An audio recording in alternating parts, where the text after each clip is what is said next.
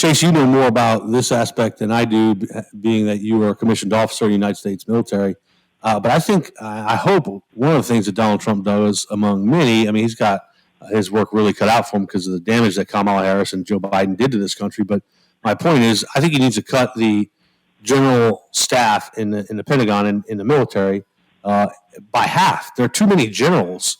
And as you know well, certainly above a 2-star, the 3 and 4 stars, they haven't led men in decades. They're more bureaucrats than they are actual general officers. Am I wrong there?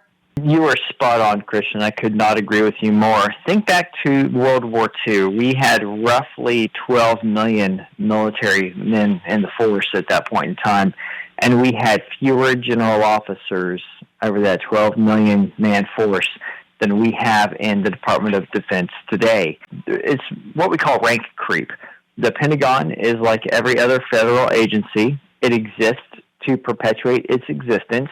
It likes to grow. It likes to have an increased budget. It likes to have more management. Just because we put on a uniform does not mean that we are now superhumans. A lot of people think that. It is not true. It is a mistake to think that. We are still human beings, going to the same foibles and sins as everyone else. But yeah, the Pentagon is way over bloated. It's way overstaffed. Our defense budget is absolutely out of control, and our foreign involvement is just nothing short of scandalous. Our founding fathers would just be aghast to see how much we are involved in foreign policy instead of focused on national defense.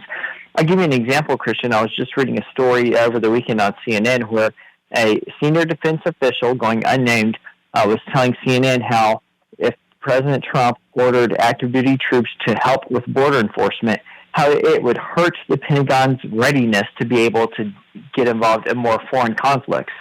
And right there, that is a prime example of how far out of touch the Pentagon is with its responsibility.